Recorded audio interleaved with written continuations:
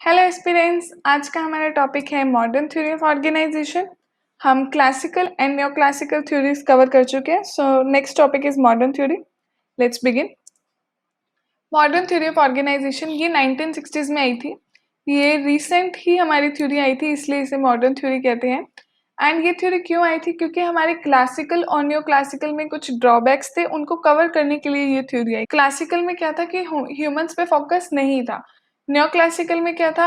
Completely humans पे focus था and organisation के बाकी एस्पेक्ट्स को कवर नहीं किया गया था। अब ये थ्योरी इसलिए आई कि इनके जो ड्रॉबैक्स थे उन्हें ओवरकम किया जाए। ये इस थ्योरी ने क्या कहा कि अगर आपको करेक्ट वे में ऑर्गेनाइजेशन को स्टडी करना है ना, तो इसको स्टडी करो एज अ सिस्टम। अगर आपको ऑर्गेनाइजेशन को टोटलिटी में स्टडी करना है तो इसको एज अ सिस्टम स्टडी करो। इस थ्योरी ने दो अप्रोचेस दी जिससे आपको क्लियर होगा। First one is system approach and second is contingency approach. System approach ने हमारी क्या कहा, ऑर्गेनाइजेशन को टोटलिटी में समझो, और अगर आपको कंप्लीटली समझना है ऑर्गेनाइजेशन को, इसको एज अ सिस्टम समझो। जैसे कि इसका नाम कह रहा है, इसको एज अ सिस्टम समझो, इसको एज अ सिस्टम स्टडी करो, तभी आपको ऑर्गेनाइजेशन के बारे में पता चलेगा। और इसके जो इंटरनल एंड एक्सटर्नल एनवायरनमेंट है ऑर्गेनाइजेशन के, उनको एनालाइज करो एंड उनके अकॉर्डिंग से एडजस्ट करो। ठीक है, तो आगे क्या कहते हैं कि अगर इसको एज अ सिस्टम स्टडी करना है ना, तो इसके सब सिस्टम्स को समझो।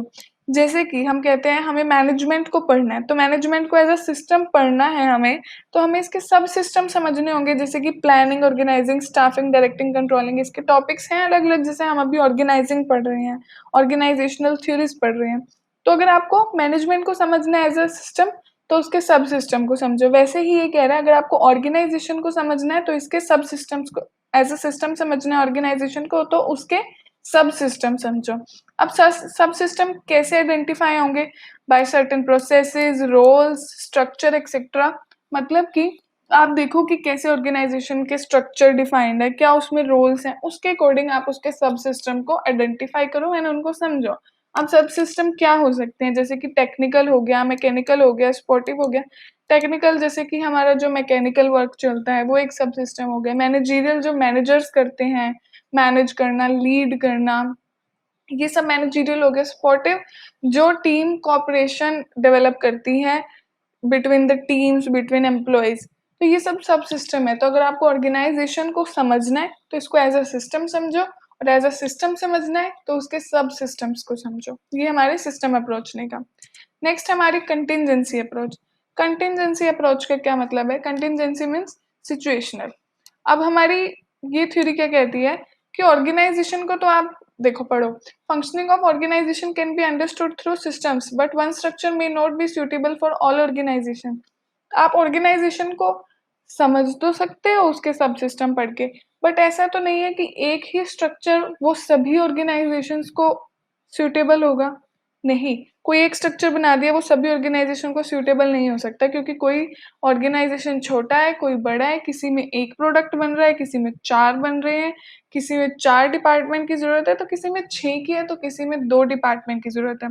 तो एक स्ट्रक्चर सभी ऑर्गेनाइजेशन के लिए कभी भी नहीं सूटेबल हो सकता है।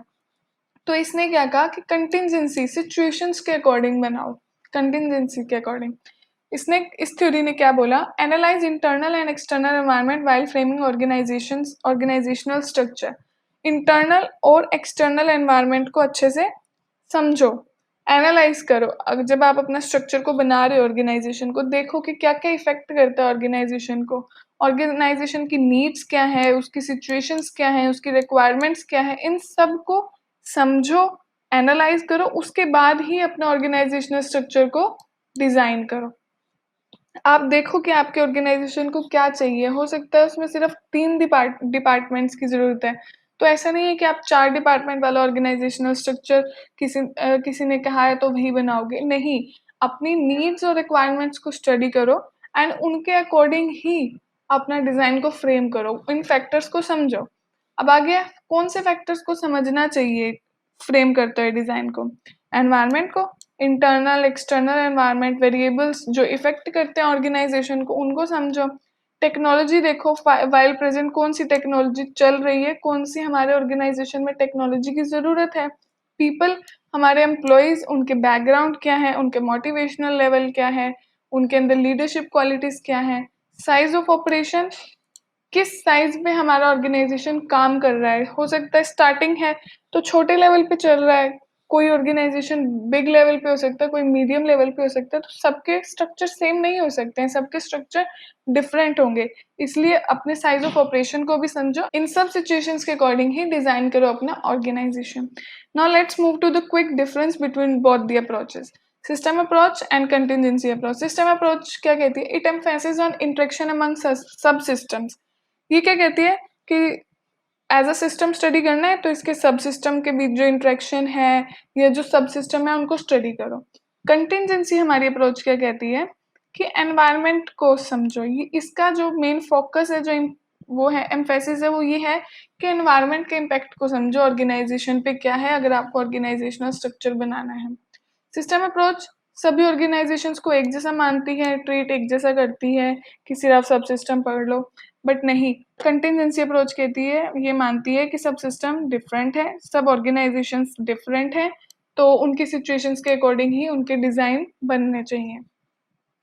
सिस्टम अप्रोच कहती है third is study interaction with environment and adjust according to that. System approach कहती है कि एनवायरनमेंट को समझो, एनालाइज करो एंड उसके अकॉर्डिंग जो हमें ज़रूरत है ऑर्गेनाइजेशन में उसमें एडजस्ट कर लो, दैट्स इट। बट हमारी कंटिजेंसी अप्रोच कहती है कि एनवायरनमेंट को स्टडी करो एंड उसके अकॉर्डिंग ही अपना ऑर्गेनाइजेशनल स्ट्रक्चर बनाओ, दैट्स इट। उन सभी चीज़ों को एनालाइज करो और फिर अपना ऑर्गेनाइजेशनल डिज़ाइन को फ्रेम करो, that's it with the modern theory. अगर आप कोई स्पेशल टॉपिक पे चाहते हैं मैं वीडियो बनाऊँ तो please comment down, I will come up with that video एंड मिलते हैं नेक्स्ट वीडियो में। If you like the video please like share and subscribe to the channel. Thank you very much.